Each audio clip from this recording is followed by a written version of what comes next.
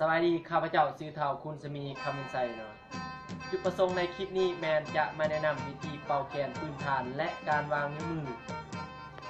ตำแหน่งของแคนเนาะเอามาเบิ่งติดตามกันเลย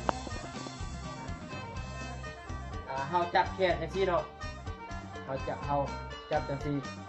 แต่ละนิ้วเฮาจะรับผิดชอบแตกต่างกันเนาะเฮามาเบิ่งเบื้องซ้ายก่อนเนาะนิ้วโป้จะรับผิดชอบเลข1ตัว4นี้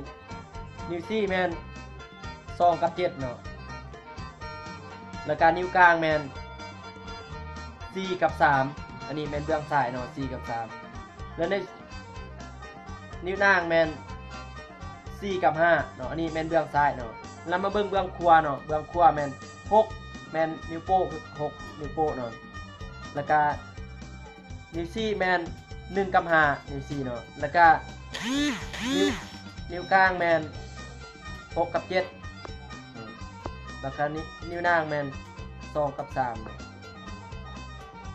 เมื่อเฮากำหนดมือแต่ละตำแหน่งได้เนาะเฮามาฟังเสียงของโน้ตของมันแต่ที่ว่ามี7โน้ตเนาะเฮามาเบิ่งเนาะโดเลบัดนี้นะ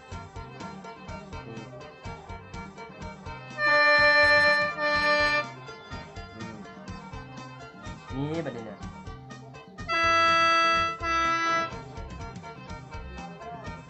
ซ้อนฟ้าเนาะเว้นซ้อนซ้อนแบบนี้นะนี่ลานี่ตัดชิ้น